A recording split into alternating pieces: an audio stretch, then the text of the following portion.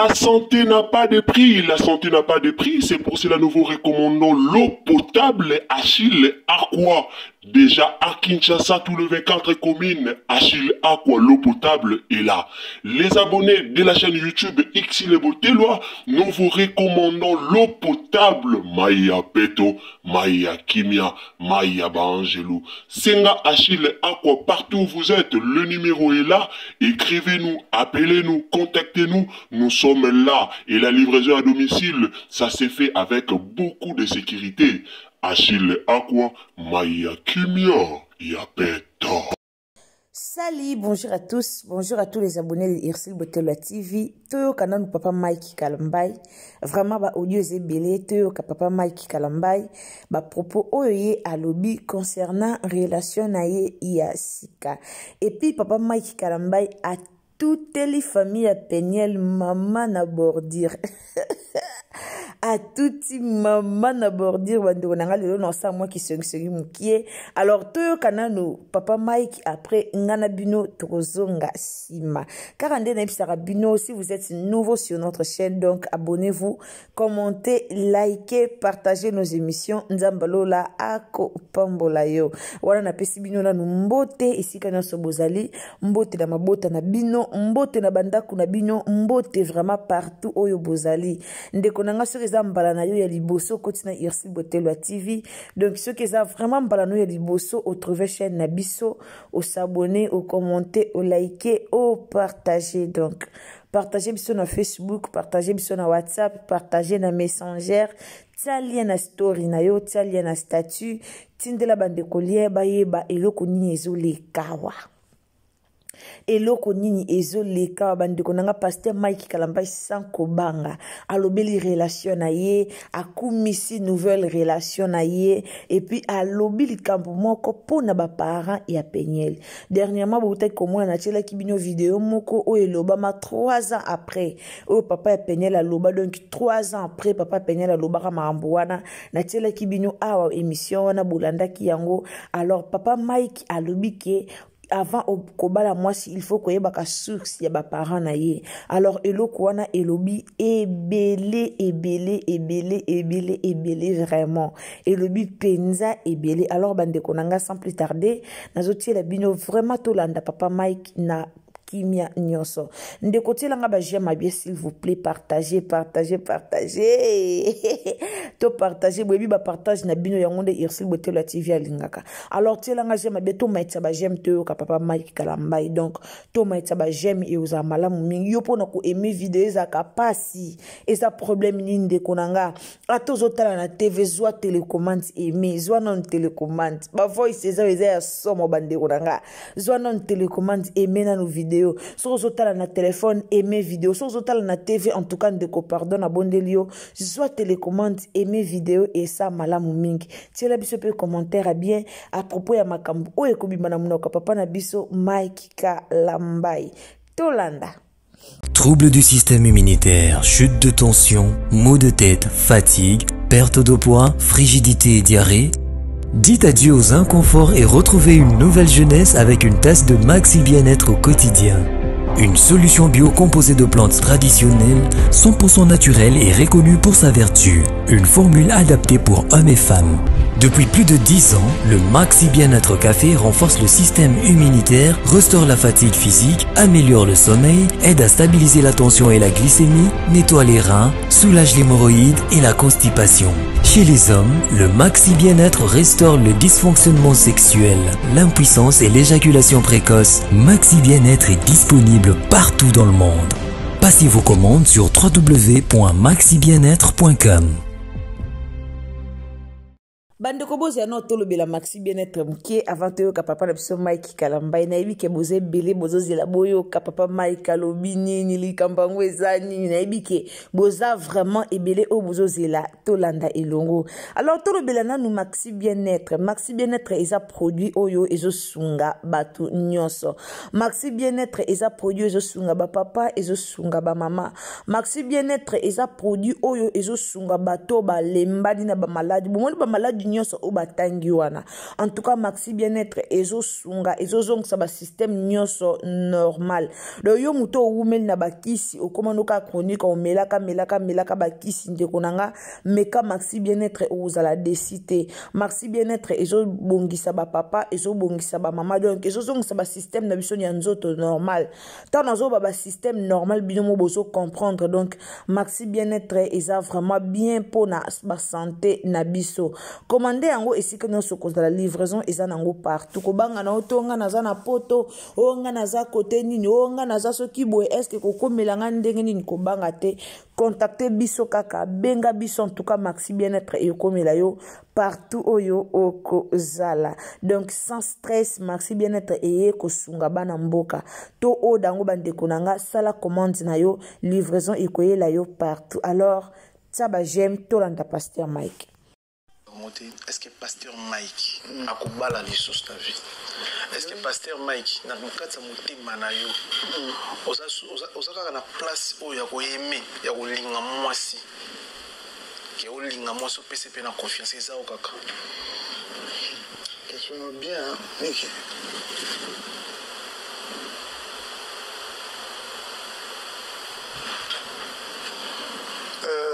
Je vous ai dit tout à l'heure, très récemment, que j'ai quelqu'un dans ma vie. Peut-être que nous avons mon endroit théâtre, nous sommes à théâtre et j'ai quelqu'un dans ma vie. Vous affichez? Non, vraiment, à un moment, ça va avec elle, sa petite timidité, comme je disais, qui pense qu'il n'est pas vite, tout ça. Il monte à Zoboya? Non, c'est pas qu'à Zoboya Libalate, à Zoboya Tokene Soukate, vous voyez. Peut-être, ça peut être même après les stades. Organiser un mariage. J'ai quelqu'un dans ma vie, au moment venu, je vais vous la présenter. Parce qu'après, on ne va pas tenir l'église de Jésus comme ça, on conduit les familles, des couples qui croient à nous, qui croient à notre Dieu, éternellement célibataire. Non, on ne va pas faire ça comme ça. Oui, on répond bon à la question. Le bon avec nous, c'est que nous avons très généralement l'habitude de penser que la sœur Moro, quand on a Kinshasa, on a dit mais papa m'a maman. Comment est Fabrice? Est-ce que tonton ça jamais. Gilbert Abato Saloni. C'est ça. Vous voyez? C'est ça. Donc pourquoi pas? Pasteur Mayakobala. Oui. D'ailleurs, j'ai quelqu'un dans ma vie, je vous ai dit, pour un combo. Oui, c'est ça. On a la fois passé Moutouazalim, là, tout ça. On a combo naïe. Opportunité. Prochainement, de ce tout, on a des combos naïe. Parce que vous avez un peu de questions quand même. Au Seigneur Père Tata, tout beaucoup de nègres à bonne moitié. Moi, si on voit au bala, cette fois-ci, parfois. Présenter, c'est un qui vient dans Zambé.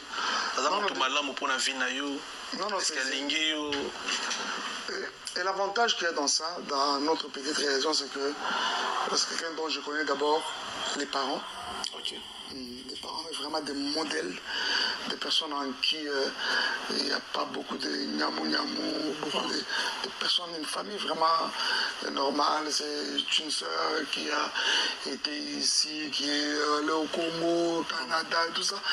C'est-à-dire que c'est une très bonne personne, une fille, une sœur bien éduquée. J'avais dit autrefois que ça va être une bonne sœur. Vous aurez une très bonne belle sœur. Voilà, il faut le dire. Quant à la question, c'est qu'elle a papa. Mais ne t'en fais pas. L'expérience rend quand même sage. Il y a que les obas qui ne peut pas être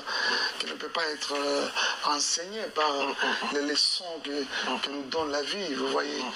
Donc j'ai compris que c'est sur ce terrain-là on ne blague pas. Très bien. On n'y va pas avec complaisance, il ne faut pas blaguer. Et même ces peu de temps que nous prenons, je voudrais encore beaucoup plus me rassurer bien de la personne. Parce que ces erreurs-là ont conduit beaucoup de gens à des... Tu viens dans une famille que tu ne connais pas, tu viens là d'une personne que tu ne connais pas, tu entends les nyamou, donc c'est un peu tout ça quoi. Mais je crois que... C'est-à-dire qu'il faut une famille très important. Merci pour la conseil. Ça c'est très important, ça c'est valable pour toute personne qui sera en train de nous suivre.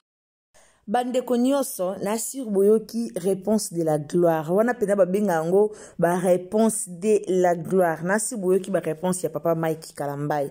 Bozaki vraiment ebele ya kozela koyoka ba question yango ekozala nini, koyoka pe ba réponse yango ekozala nini. Alors vraiment ce qui me retient ici eza nango te ke o pasteur azobala o nini, eza kaka ke pasteur Mike Kalambai alobi tour oyo ayebi famille oyo azoki kobalela, tour oyo ayebi ba parents ya mwasi, en tout cas baza ba parents moko soki pe ya bongo te. En tout cas eloko wana e créé na nos problèmes, eloko wana e ke tout droit na famille ya Peniel. Tomona ki papa Peniel abimaki alobaki asepelaka na libala ya pasteur Mike Kalambai na Peniel te, asepelaka te yango bomoni mukolo oyo bayaki ko bala Peniel, mukolo oyo ya bande ko pambola libala ya Peniel na mobali na ye alelaki. Pasteur a confirmé que alelaki mukolo oyo ye abandaka ko pambola libala ya Peniel. Pourquoi? Parce que asepelaka nango te. Asepelaka nango te ndenge nini, asepelaka nango te po Peniel akendaka trop vite. Papa banga lobaki Peniel akendaki trop vite. Donc âge azalaki nango, azaki na âge ya kotanga, azaki na âge moko avanda na ndako ba parents ba éduquer na nous bien, atanga batangisa ye penza na nous très bien. Mais Peniel awelaki kobala yango ba parents na ye bazalaka vraiment d'accord te. Yango papa na ye alelaka mukolo o apambolaka libala mwana na ye ayebaka ke libala wana ekokende vraiment musika te. Wana ezaki maloba o ebimaki na munoko ya papa ya Peniel. Soki otie doute kotaka na bemission na biso kita tina se o mone sika moko na tiaki photo ya papa Peniel na miniature, kota wana lande mission wana okoyoka makambu nini o papa Peniel a lobaki. Ce qui toye na émission à pasteur Mike Kalambai na bato pena ba pensaka bien, na bato ba raisonnaka, na bato pe ba monaka oui, en tout cas au vandi pena talo lobité likambo penza na raisonner na moni peneza boye donc tokolo bakala ba philosophe quoi, et bato pe ba pena ba jijara pena makambo. Ce qui au lundi maloba ya pasteur Mike Kalambai bien a jeté penambala moko libanga na ngambu ya ba parents ya Peniel. Alobi mwaso ya zobala aza ser moko bien o biso pe toyebi pa lobi ke toyebi wana tokoyoko bomba te pasteur Mike alobi ke toyebi mwaso ya zobala aza ser moko d'abord bien o biso pe toyebi. Alors ndenge biso pe toyebi aza ser moko ya bien d'ailleurs kutu fi yango avanda ayaba kisasa akenda ba donc elaksa kaza kisasa te. Peut-être biso to linga to se tromper que za maman Joël mais monsieur za maman Joël te. Monsieur pe sa Joël tumba mais pasteur Mike Kalambai azo linga beta biso mois 12 moko boye après pour abimise la biso ka panana la ndenge ye moko lobaki. Mais moko so total bien to mona nande makambango zo kendela nande makambango zo lobamela. Côté monsieur zo bimaloko Joël te mais côté monsieur zo bimaloko la Joël tumba. Et pe sa moi confusion et pe sa moi boulou yeke côté wana. Alors papa Mike alobi fi yango aza mutu moko avanda na Kisasa aya pe ba Congo akenda pe ba Canada ba biloko mo ya bongo. Mais batu na ba commentaire balobi pasteur Mike Kalambai yo lingi kaka basi ya poto, yo lingi kaka basi o bakenda o akenda ki Canada o asala ki boye o boye yango wana ozo créer ba problème yo moko batu balobi ebele.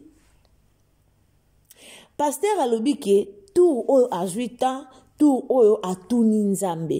Donc ezo lakisa ke o asala ki choix oyo asala ki liboso, asala ki yango par sentiment atuna ki nzambe te. Ezo lakisa bongo. Donc tango elakisa bongo tozo kende mbala moko kolobake c'est que ba soupçon nyonso ebimaka na internet ba makambu nyonso ebima na internet ka pasteur Mike Kalambai abalaki Peniel peut-être alandaki Peniel abulaki famille Peniel bana mbongo boye ce qui tozongi na sima to mona makambango ya solo. Pourquoi? Parce que pasteur Mike Kalambai lobi tour oyo, donc tour oyo vraiment atuni nzambe. Tour oyo atuni nzambe. Tour o atuni penanza nzamba lobi na ye oui sala. Oui moi sa vino ye le nzamba la kisi moi si ya vina ye tour oyo. tour oyo ayebi vraiment baparent ayebi famille oyo azoke kokota azo maîtriser famille wana bien baparent baza bato mo babangaka nzambe donc eyelaka se baparent Peniel babangaka nzambe te Pasteur Mike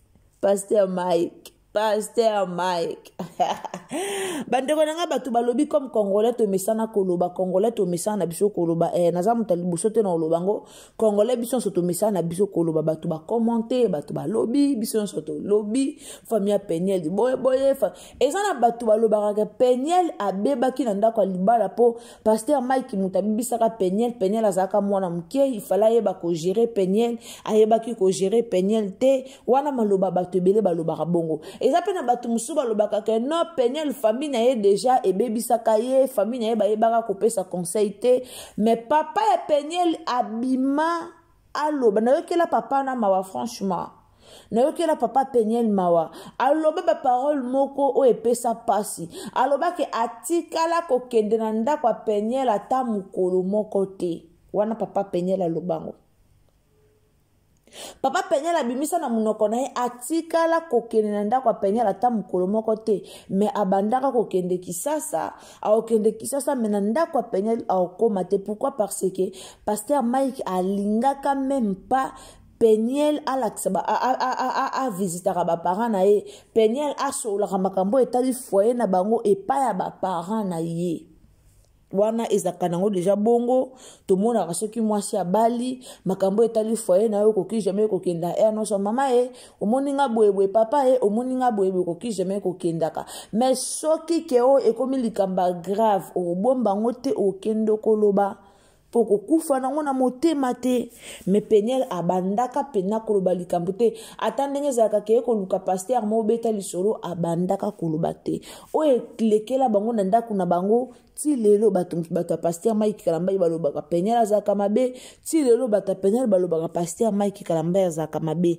donc to soit vraiment nous compromis ya bien place wana te mais le cambo pena Pasteur Mike a toutes les familles Peniel bordir Pasteur ozoloba no bien Pasteur Mike na biso nous t'aimons beaucoup papa ozoloba no bien yo moko famille wana oyebiango eza lokola o aliboso te ozwaki leso makasi na o aliboso en tout cas Pasteur oza na droit ya kozwa tana yo makasi kozala pressé te kozala no pressé to yela biso moi après quelque temps comme sous yete en tout cas Pasteur joie vraiment tana yo donc na posa tant to mona semeki national to sepela pona biso ko to bandeko to sepela ezata Joël Tumba to sepela ezata moi so baobi na comprendre te basala nzambe bolinga bo bala rabasi na bentere to bolinga ni na comprendre te muto kwa Pasteur Mike Kalamba ada na mbongo na yo ada bien wana mbongo na yo o vivra da vie moka bien OK lukaka moi so azape susu kindenge nini non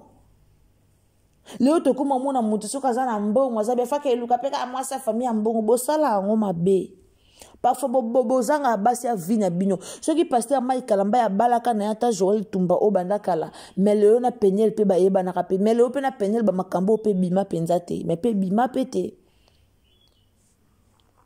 kota la fille ozomona kaza fille moko douce kota la fille ozomona pena kaza fille moko lobaka te kota la ozomona kena oui ministère à Pasteur Mike Kalamba eko avancé ala fille moko yebi nzambe d'abord na yebite baloba l'apparence trompe mais je ne pense pas que l'apparence eko tromper biso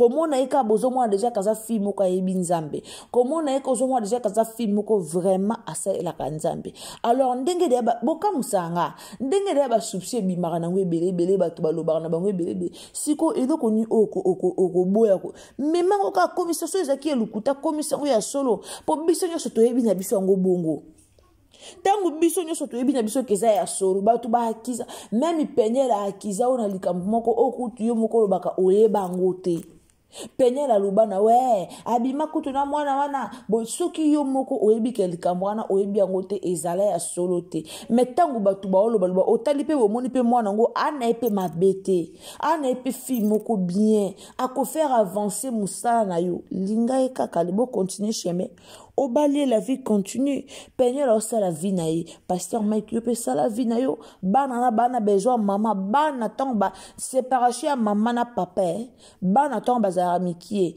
zoela bango mwasi mususu abokola bango directement bana bazwa siko éducation ya mwasi wana soki bana bakoli ekomaka difficile ekomaka vraiment difficile. Pourquoi ekomaka difficile? Parce que bana esi bakoli bazokoka de maman wana sika okoka vraiment koéduquer bango lisusu na éducation na ete alors kotala boye bana bana mikie lukela bango déjà maman moko a éduqué bango bokendaka kolukaka basi oteke mwasi ya poto akendaka Canada avandaka na Dubai e asalaka boye non luka mwasi aza na ye kaka mwasi ya Congo bovana bino trebesaka te fo bala mwasi aza mwasi ya poto akendaka Canada asalaka boye te pasteur luka mwasi aza neka mwasi ya Kisasa bovanda très bien. Bon, vendre très bien. Moi, je suis pour maintenir le ministère na ekende liboso. Moi, je suis pour soutenir yo. Le cola défense maman blanche. Maman blanche azaki côté mobile ne pour na ko soutenir mobile na ye. A soutenir mobile na ye, a soutenir mobile na jusqu'à ce que Nzambe. Azoki molimo na eto omona moi ça Joël Francis Tatou. A soutenir mobile na mobile abanzaki chante te mais papa na biso comment chante comment pe ko yemba. Ezande mona pasteur Mike Kalambai. Ozana papa oyemba oza pasteur oyemba na yo mais soko juste mwasi moko ayemba ka beaucoup avancé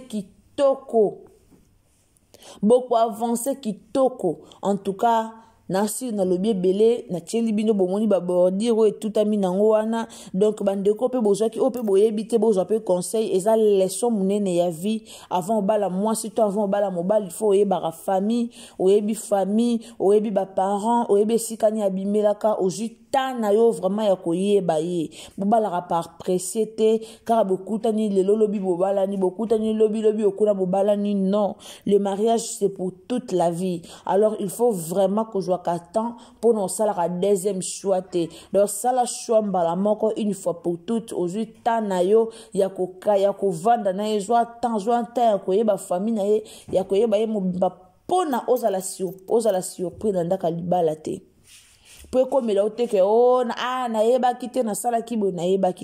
Merci beaucoup na bato bolandaka Irsil Botelo TV, merci na bayangai, merci beaucoup na bato bozora vraiment tant na binu ya koyoka biso, merci beaucoup na merci beaucoup na bato bolingaka biso ba boye marape bo partager ba vidéo na biso nzambalola a pambola bino ndeko okutana na vidéo na biso ndeko motema no tutisami na mokola lelo na okutana na vidéo na biso en tout cas partagez biso partout WhatsApp, Facebook, Messenger, tindela bandeko lien, ce qui tant ezwami ya kotia lien na biso na statut et aux amala mumingi, tela biso na statut, kabola nouvelle oyo tinda na ba groupe a famille tinda partout, kabola nouvelle oyo na bandeko et aux amala mumingi.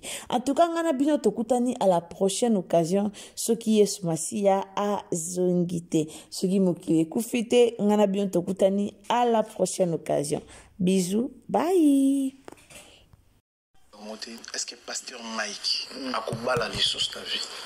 Est-ce que pasteur Mike na mukatsa mutima na yo oza na place o ya ko aimer ya ko linga mwasi ke o linga mwasi pese pe na confiance eza o kaka question bien Mike.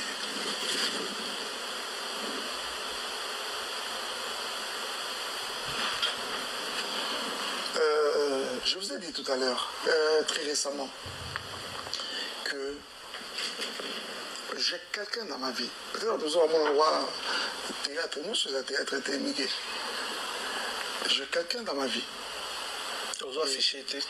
Non, vraiment, à un moment, ça va avec elle, sa petite timidité, comme je disais, qui pense qu'il n'est pas vite, tout ça. Non, c'est pas qu'Azoboya Libalate, Azoboya Tokene Soukate, vous voyez, peut-être, ça peut être même après les stades, organiser un mariage. J'ai quelqu'un dans ma vie, au moment venu, je vais vous la présenter, parce qu'après, on ne va pas tenir l'église de Jésus comme ça, on conduit les familles, des couples qui croient à nous, qui croient à notre Dieu, éternellement célibataire. Non, on ne va pas faire ça comme ça. Oui, la réponse bon à la question. D'abord, avec nous, c'est que nous avons très généralement l'habitude de penser que la sœur Moro, quand on a vu Kinshasa, on a dit, mais papa m'a dit, maman, Moto Salon avait comme Fabrice. Est-ce que tonton Salon avait? Jamais. Gilbert Abato Saloni. C'est ça. Vous voyez? C'est ça. Donc pourquoi pas? Pasteur Mayakobala. Oui. D'ailleurs, j'ai quelqu'un dans ma vie, je vous ai dit, pour un combo. Oui, parce qu'on a la fois passé Moutazalim, là, tout ça. On a combo naïe. Opportunité. Prochainement, de ce tout, on a des combos. Parce que vous avez des questions quand même. Au Seigneur Père Tata, tout beaucoup de temps, on a moqué. Moi, si on voit Kobala, cette fois-ci, parfois. Présenter, c'est là qui est dans Zambé.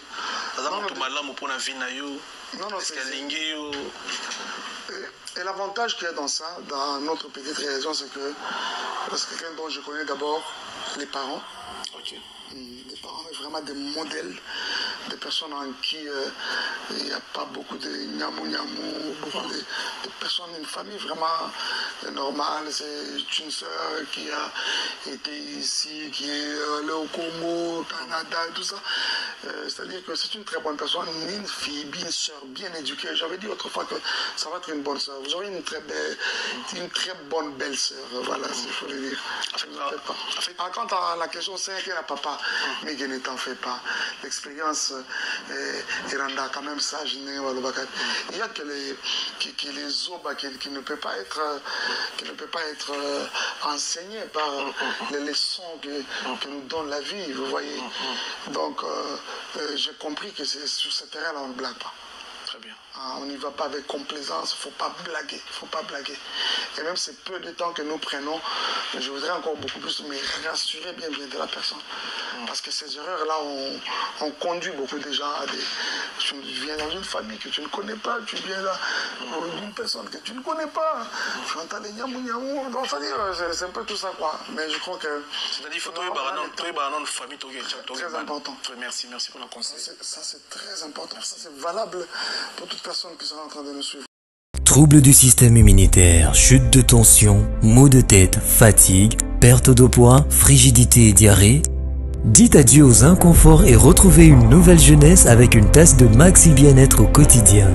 Une solution bio composée de plantes traditionnelles, 100% naturelle et reconnue pour sa vertu. Une formule adaptée pour hommes et femmes. Depuis plus de 10 ans, le Maxi Bien-être Café renforce le système immunitaire, restaure la fatigue physique, améliore le sommeil, aide à stabiliser la tension et la glycémie, nettoie les reins, soulage l'hémorroïde et la constipation. Chez les hommes, le Maxi Bien-être restaure le dysfonctionnement sexuel, l'impuissance et l'éjaculation précoce. Maxi Bien-être est disponible partout dans le monde. Passez vos commandes sur www.maxibienêtre.com. La santé n'a pas de prix, c'est pour cela nous vous recommandons l'eau potable Achille Aqua. Déjà à Kinshasa, tous les 24 communes, Achille Aqua, l'eau potable est là. Les abonnés de la chaîne YouTube Xile Boteloa, nous vous recommandons l'eau potable Maya Peto, Maya Kimia, Maya Bangelou. Senga Achille Aqua, partout où vous êtes, le numéro est là. Écrivez-nous, appelez-nous, contactez-nous. Nous sommes là et la livraison à domicile, ça s'est fait avec beaucoup de sécurité. Achille Aqua, Maya Kimia, Yapeto.